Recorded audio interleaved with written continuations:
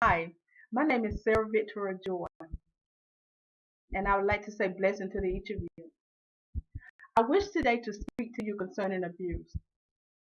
Abuse is worldwide, and there are many children, many women, men, boys, and girls that suffer from abuse. Abuse is a lonely, sad, hard, discomforting road, but we all can do something about abuse. We can no longer sit quiet or lie in our bed and say or do anything when it comes to abuse. If you do that, you're just as bad as the person that's doing abuse. But if you get involved and speak up for that child that's suffering, speak up for that woman that's being beat and battered every night, or speak up for that man that's being beaten and battered, that boy that's been sodomized, molested, we all can do something about abuse. And I cry and I plead to each of you to no longer do nothing to help someone that suffers. For I, Sarah Joy, knows what it is to suffer in abuse. I, Sarah Joy, knows what it is to be on that road of abuse that's lonely and there's no one to reach out. You suffer in your bed and you suffer in your body and you suffer in your mind from abuse. Abuse sickens people and it handicaps them for life in some way or another. And for that person that is the abuser, that person is sick and suffering and need help himself. You're talking about hitting a bird with two stones or conquering something with two stones. With one stone, you conquer two things at one time. When you speak to help that person that's suffering, and then that person that's doing the suffering to that person that's suffering, you deal with two and only through one rock. Isn't that great? But I would like to say to you, please get involved when someone suffers. For I suffer for many, many years. I suffer as a little girl and I suffered in marriage for 21 years. I was being beat, pushed, and being poisoned, being what time to be at the house, or what time to I should be when I get off from work. Question couldn't go anywhere without being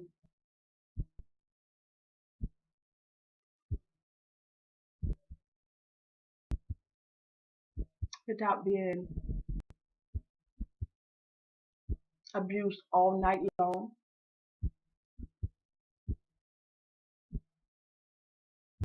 Knife help to show you what I would do to you. My mom was killed by a man that I think I was at the age of 8 or 9, and he stabbed her to death.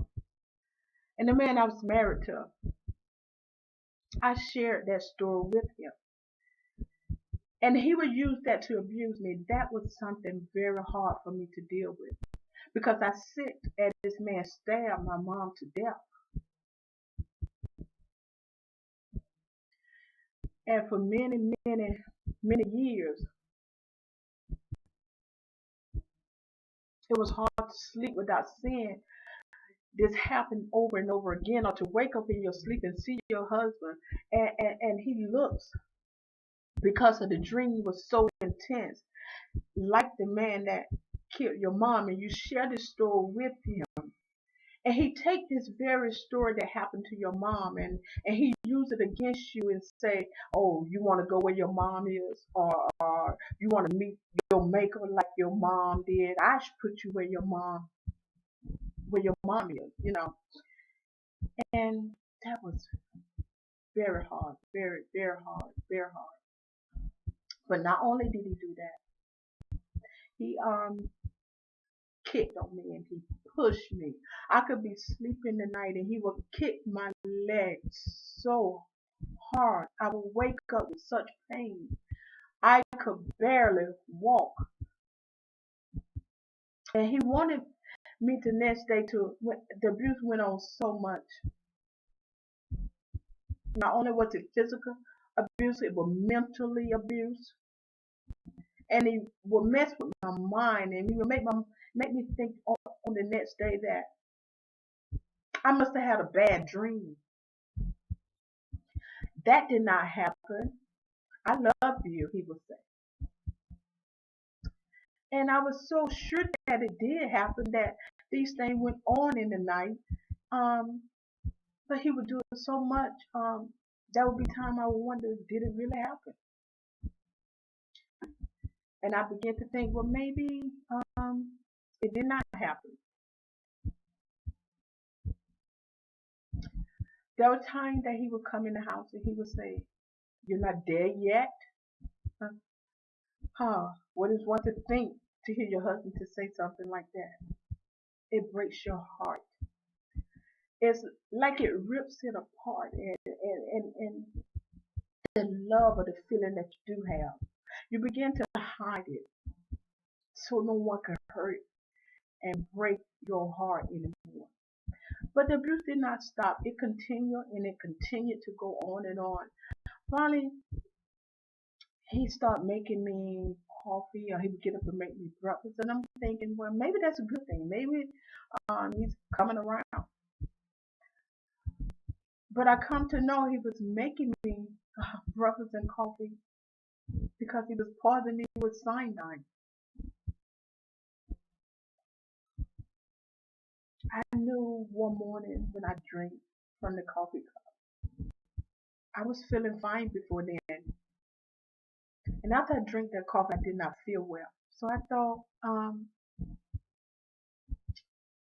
I think something is wrong with this coffee. And so I would drink it in the morning. He would question me about the coffee. I get up and I make you coffee. I'm your husband. I love you. And I make you coffee and you're not drinking. I didn't. So I thought, well, maybe I just had a bad a morning, drinking that coffee, and maybe that wasn't it. So I would drink it again. And like I said, he was brainwashing me as well. And lo and behold, to come to find out, after being tested, I was being poisoned with cyanide. I got where I couldn't walk. My leg would hurt me so bad, and my feet would hurt so very bad. So I got tested, and I was being poisoned with cyanide, and I swelled up very big. I was very huge, puffy, blowed up.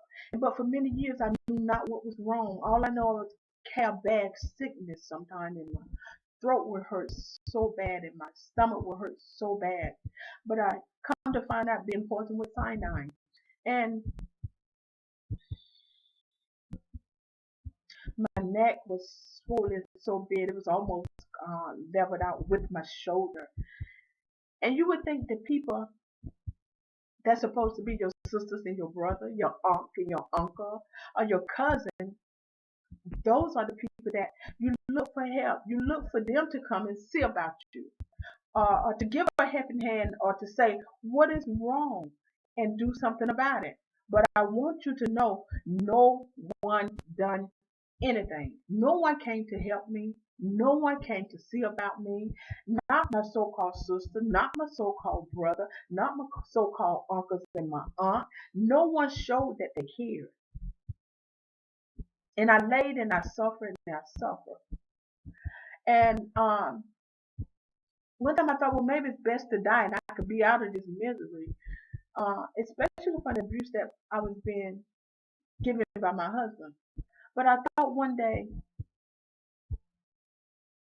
I will call out to the Creator. And if there be a Creator, and if He be real, and if He be the God of all, just maybe this once He will hear my cry. And He will come and see about me. And for many days and months, I got on my knees and in the midnight hour and lunch, I would go without lunch and I would get in my car and I would just say, help me, Creator. Help me. Send help. And He did. He said, Mother Kradin. And she came to see about me. She didn't come and just say, um, God will take care of you and He's going to bring you out. She didn't just say that. She came and she sat, and she came and she moved near, and she moved close, and she showed me love, and she told me that I was loved, and she told me that the Creator loved me so much. In the beginning, I felt that no one loved me, but she stayed for many years. Many years she stayed. And she showed me love and she taught me love and she embraced me and she gave me the love of the Creator. And I began to feel love and I began to feel that I have the power and the endurance in me to love again, to get up and to fight again.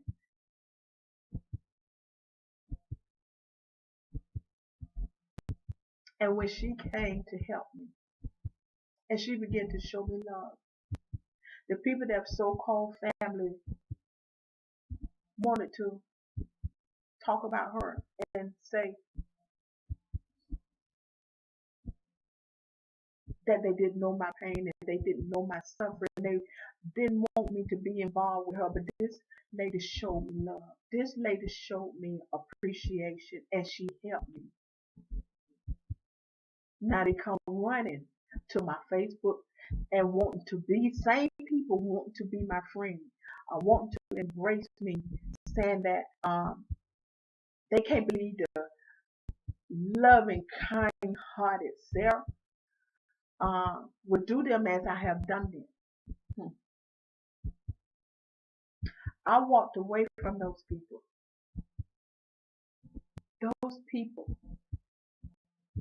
done nothing but sit back and watch me dying on my feet, watching me working myself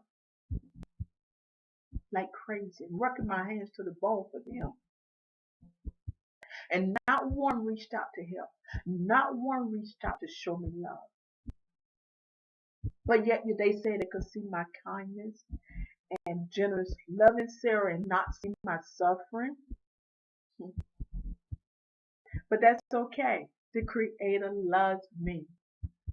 And the Creator showed me love. And He sent His servant. And she embraced me and showed me the love of the Creator. Now I am grateful. I am happy. I am free. I'm free from those people. And I live a life unto the Creator. I live a life of love, joy, peace, and happiness.